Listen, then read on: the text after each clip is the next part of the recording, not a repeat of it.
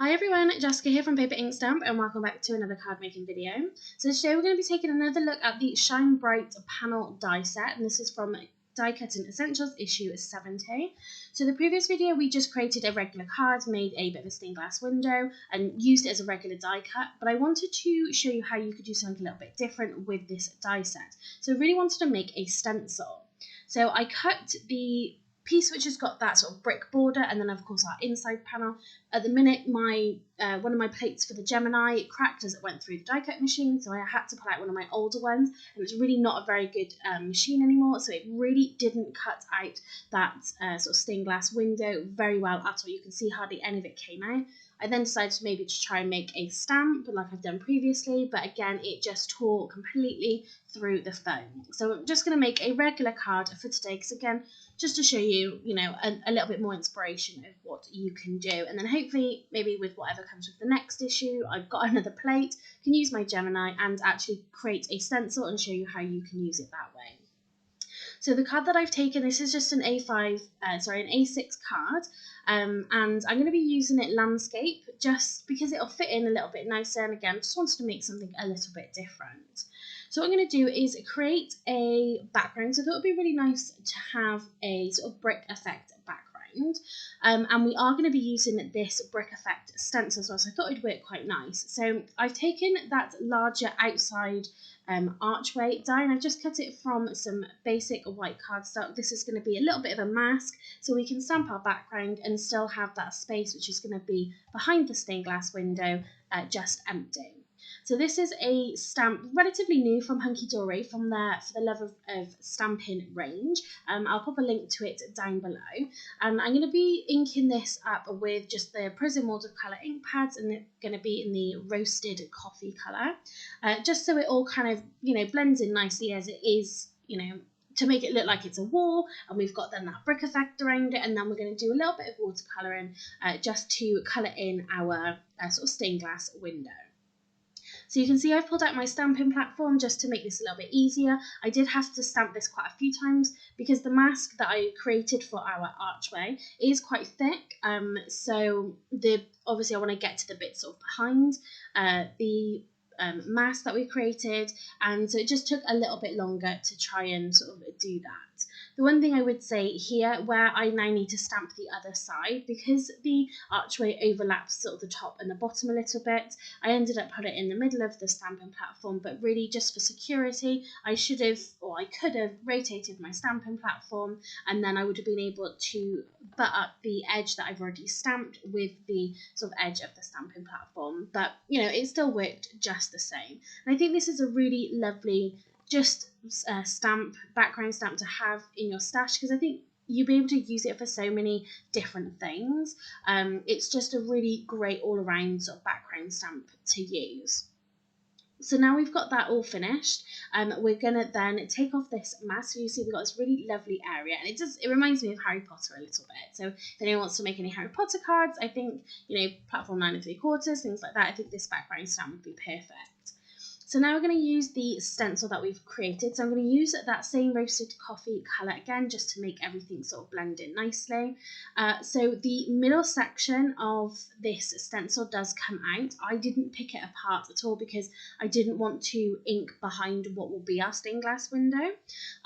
So if you keep both pieces, you have the option then to either ink that space behind your candle panel, or to do what I'm doing here and just have it masked off. So it made it really easy, and this is something you could keep with that die set and bring it out time and time again.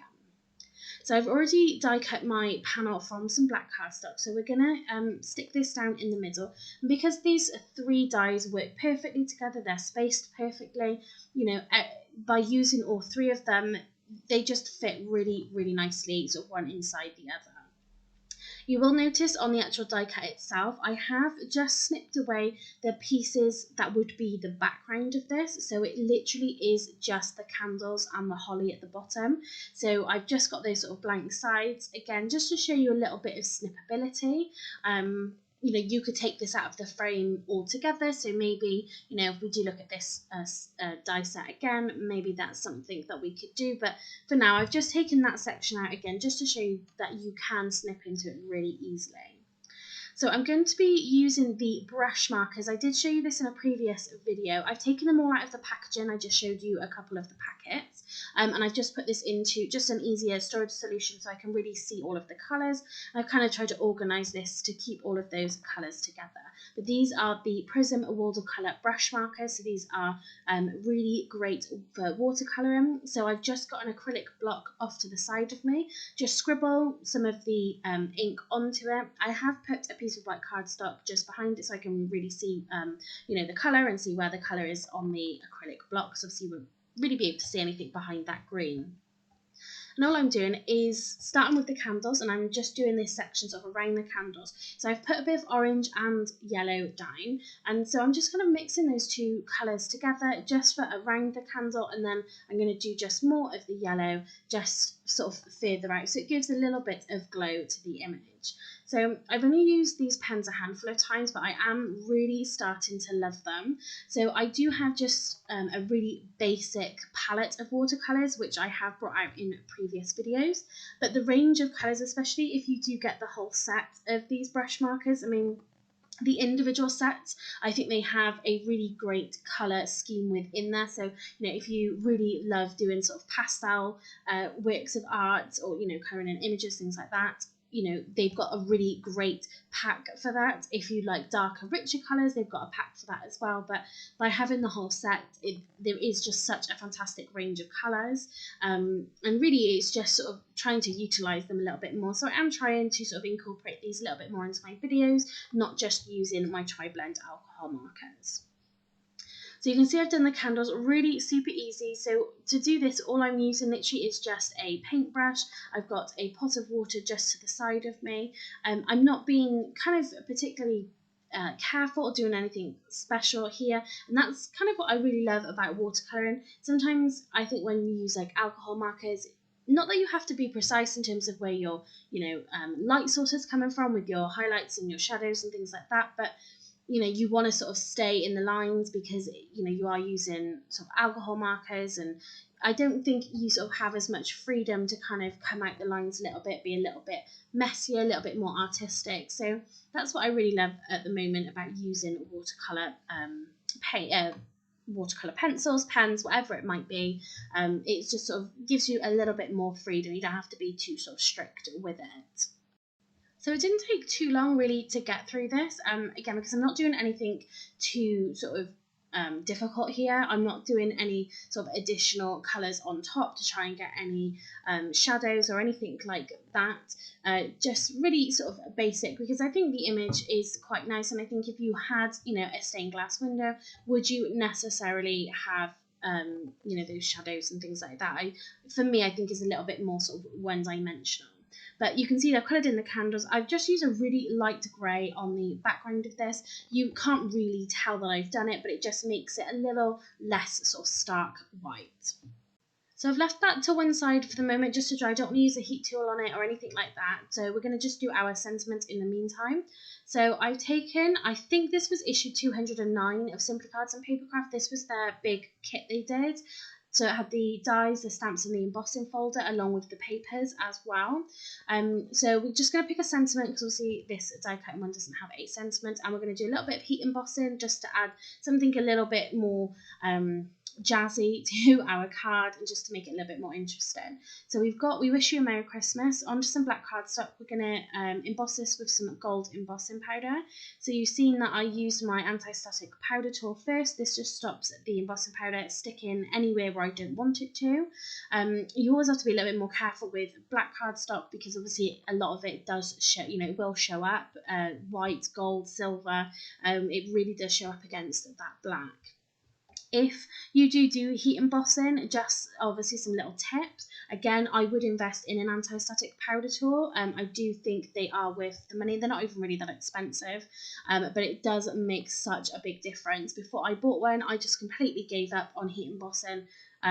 watched a couple of videos, bought one, and it really did make a difference. I do try to let my heat gun heat up a little bit before, you know, putting it up against my heat embossing powder, and just let it heat up a little bit so it doesn't kind of blow off any of the embossing powder.